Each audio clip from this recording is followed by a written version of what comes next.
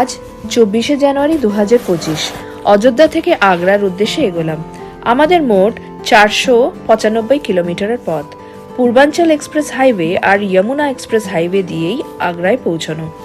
Express হাইওয়েগুলো ছিল খুবই সুন্দর আর পরিষ্কার। গাড়ি ফাঁকা রাস্তায় চলছিল দ্রুত বেগে।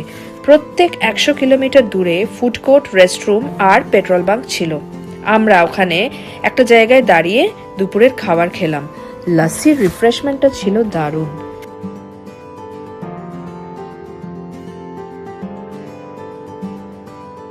দীর্ঘ পথ পেরিয়ে সন্ধ্যের দিকে আমরা পৌঁছলাম আগ্রায়।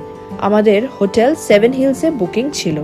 সারা দিনের ক্লান্তি হলেও মনটা ভরে ছিল আনন্দে। হোটেল ছিল খুবই সুন্দর। এই হোটেলটা আগ্রার অন্যতম জনপ্রিয় হোটেল, তাজমহলের কাছাকাছি 5 কিলোমিটারের মধ্যে।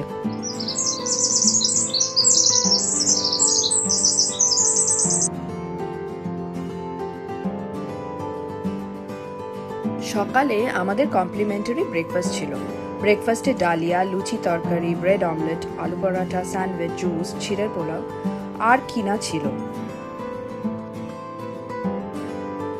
ব্রেকফাস্ট সেরে আমরা তাজমহলের দিকে এগোলাম।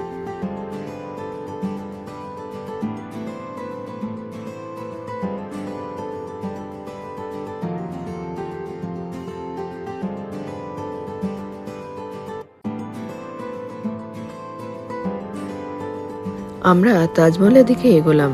ভেতরের রাস্তাটা ছিল অনেকটাই। টিকিট কাউন্টারে গিয়ে দাঁড়ালাম। যেহেতু আমাদের অনলাইনে টিকিট কাটা ছিল আগের থেকেই, তাই বেশিক্ষণ সময়ে দাঁড়াতে হয়নি। সিকিউরিটি চেক হওয়ার পরে আমরা মূল চত্বরের দিকে এগোলাম।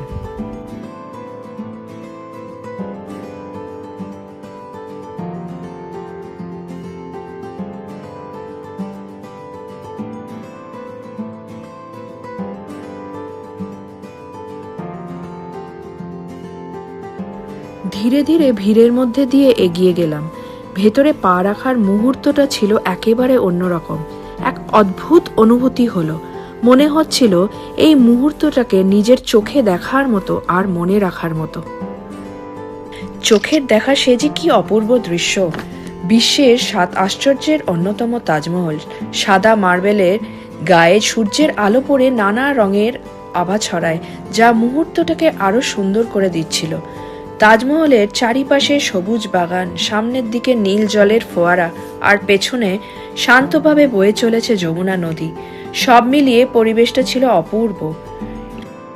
এরই মধ্যে আমরা দুজনে দুজনের হাত ধরে একটা রিল বানিয়ে ফেলেছিলাম। অবশ্যই ট্রেনটাকে তো বজায় রাখতে হবে। তাজমহলের সামনে দাঁড়িয়ে ছবি তোলার অভিজ্ঞতাটাই আলাদা। আমরা ছবি তুলতে শুরু করলাম, কিন্তু তারপর আর থামছিলামই না। প্রথম ছবি, দ্বিতীয় ছবি, তাজমহলের সৌন্দর্য এতটাই মনে হচ্ছিল মার্বেলগুলো বলছে আর একটা শট হয়ে যাক।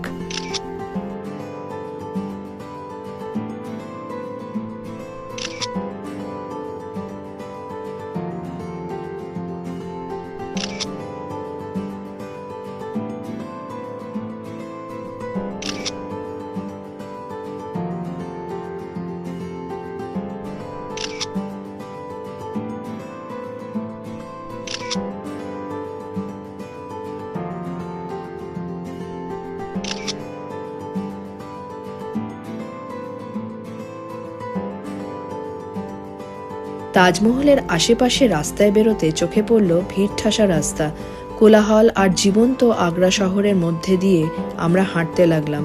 হঠাৎই দাঁড়িয়ে পড়লাম বিখ্যাত আগ্রার পেঠা দেখে। মিষ্টির গন্ধে মনটা টানছিল বারবার। স্থানীয় মানুষের হাসিমুখ আর শহরের প্রাণবন্ত পরিবেশ আমাদের ভ্রমণটাকে আরো স্মরণীয় করে তুলেছিল। বিদায় আগ্রা। সমস্ত স্মৃতি নিয়ে আমরা এগোচ্ছি আবার নতুন একটা জায়গায়, নতুন সূচনার দিকে। সেই দিনই আগ্রা থেকে বৃন্দাবন যাওয়ার জন্য রওনা দিলাম। আগ্রা থেকে 2 ঘন্টার পথ মাত্র। মথুরা প্রবেশ করার পর মনে হচ্ছিল যে এটা তো শুধু একটা শহর না, বরং শ্রীকৃষ্ণের সঙ্গে জড়িয়ে থাকা এক বিশেষ স্থান। মথুরা তার জন্মস্থান হিসেবে পরিচিত, আর বৃন্দাবন সেই স্থান যেখানে তিনি তার শৈশব কাটিয়েছেন। বৃন্দাবনে পৌঁছে আমরা প্রথমে গেলাম প্রেম মন্দির, যা শ্রীকৃষ্ণের আর রাধার প্রেমের প্রতীক হিসেবে নির্মিত। মন্দিরটা অত্যন্ত সুন্দর। প্রতিটি দেওয়ালে কৃষ্ণের বিভিন্ন লীলার ছবি খোদাই করা রয়েছে, যা সত্যি সবাইকে মুগ্ধ করে। বিশেষ করে রাতের লাইটিং এর সময় অপূর্ব লাগছিল এই মন্দির। শ্রীকৃষ্ণ আর রাধার লীলার গল্পের সবকিছুই মন ছুঁয়ে যাচ্ছিল। প্রেম মন্দির দর্শনের পরে প্রচন্ড ভিড় থাকার কারণে ইসকন মন্দির আর বাঙ্কে বিহারী মন্দিরের কোনো ছবি তোলা সম্ভব হয়নি। আমরা শুধু দর্শন করে হোটেলে ফিরে আসি। দর্শনের পরে মনটা খুব আনন্দে ভরে গেছিল, আর বারবার একটাই গান মনে আসছিল, তোমায় হৃদমাঝারে রাখিব, ছেড়ে দেব না। পরের দিন সকালে আমরা অমৃতসরের দিকে রওনা দিলাম ভায়া চণ্ডীগড়। এই সমস্ত গল্প নিয়ে আমি আসবো আমার পরের ব্লগে। আপনারা সঙ্গে থাকবেন। টাটা।